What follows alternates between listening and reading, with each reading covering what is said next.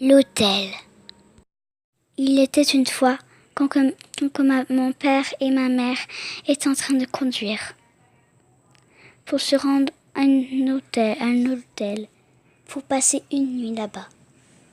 Mais elle s'est rendue compte que en étant dans un hôtel, il allait se passer des choses. Mais elle n'avait pas le choix. Elle était déjà perdue dans sa route. Je sais que vous avez déjà entendu parler de ma grande sœur et ma petite sœur, mais il était temps de vous en parler aussi dans cette histoire. Voici à quoi ressemblait l'hôtel dans la vraie vie. Je sais pas vraiment si elle ressemblait vraiment à ça ou pas, mais j'ai retrouvé ça dans des vieilles photos que j'ai prises dans mon téléphone. Enfin bref, je vais vous raconter ce qui s'est passé dans cet hôtel. Des trucs étranges. Quand on est rentré, le caissier nous a donné notre clé et la chambre, mais il avait une mauvaise mine.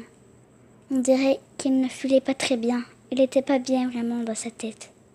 Alors, ma petite sœur avait quand même peur, mais elle avait grandi depuis. Mais voilà. Ma grande sœur trouvait ça très bizarre de le voir comme ça. Mais semble qu'un caissier dirait « Bonjour madame, est-ce que vous voulez quelque chose ?»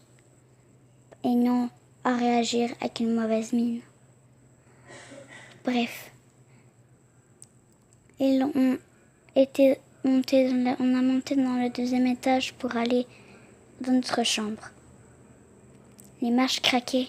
Il était tellement vieux. Mais on l'aimait quand même. Il était sympa cet hôtel. Mais notre chambre n'était pas très sympa. Un vieux plancher. On dirait quand on allait marcher dessus, il allait s'effondrer. Et des lits vieux, on aurait dû avoir des puces de lit là-dedans. Ce soir, nous avons pris nos places pour dormir. Il y avait 2 lits doubles et un canapé. Ma petite sœur a choisi le canapé et moi, j'ai dormi avec ma grande sœur. Et mes parents ensemble. Nous avons quand même aimé ça, cette petite journée. Mais nous n'avons pas pu profiter de les jouets de ce qu'il y avait dans cet hôtel. Je sais que quand vous la voyez, il n'y a pas de l'air d'avoir des grands jouets, mais il y avait une pièce de jeu et des pièces de très belles choses et un petit peu de magasins très vieux, très vieux. Il n'y a même pas de caissiers dans les magasins, mais on l'aimait quand même, cet hôtel. Personne n'a marché dans les couloirs.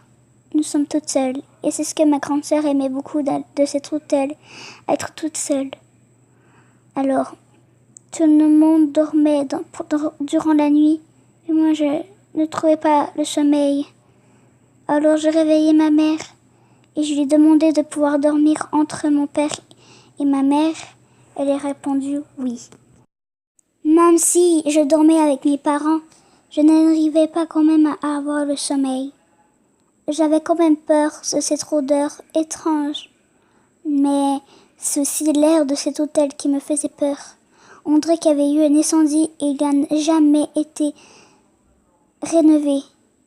On dirait que peu de murs ont brûlé et n'a jamais été rénové. On faisait très mal pendant la nuit. Pauvre petite sœur qui dormait la bouche ouverte et qui ronflait très fort.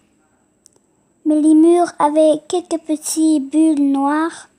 Rien de si grave que ça. Les planchers ne sentaient pas vraiment beaucoup brûlés, juste un petit peu de bois noir. C'est pour ça qu'on avait l'impression que ça allait s'effondrer. Car quelque chose de brûlé, après, ce n'est pas solide. Mais nous n'avons pas très aimé les murs et le plancher. Le lendemain matin, au déjeuner, nous regardons tout le temps à la fenêtre pour regarder les beaux arbres pendant des heures ou pendant des minutes. Mais la nature de cet hôtel était tellement beau que nous pouvons à peine ne pas regarder. Nous ne voulons pas tourner notre tête, c'était tellement beau. Pour le déjeuner, nous avons commandé des affaires pas trop difficiles à pouvoir faire passer ça dans notre estomac. Ma mère a pris des toasts et moi des pancakes. Et ma petite sœur et ma grande sœur et mon père des céréales. C'était quand même bon. Il n'y avait que ça dans le restant l'hôtel. Nous ne pouvons pas savoir si c'était encore bon ou pas bon. Après le déjeuner, nous nous sommes dit que cette journée et cette nuit et tout ce qu'on nous avait de pire est terminé. Donc nous avons emporté les clés vers le caissier et nous sommes partis. Quand nous sommes partis, nous sommes un petit peu étourdis par l'air du brûlage, par les murs et par le plancher. C'était trop horrible, alors on était un petit peu étourdis. Mais nous avons vu une silhouette au bord de la rue, juste à côté de la rampe, juste à côté de la balançoire. Nous avons vu une petite silhouette d'enfant en train de se balancer. C'était horrible. Ma petite sœur avait tellement peur. Mais c'était une silhouette en sang. C'était horrible. Mais nous n'avons pas pu digérer ce moment. Ma mère, elle aimait tellement passer à regarder cette petite silhouette en train de se balancer avec la tête en bas, toute triste. On dirait qu'elle n'avait pas de cœur. C'était horrible, hein. Le balançoire était rempli de sang à cause de elle. Mais ce qui nous faisait très peur, c'était son cerveau rempli de sang.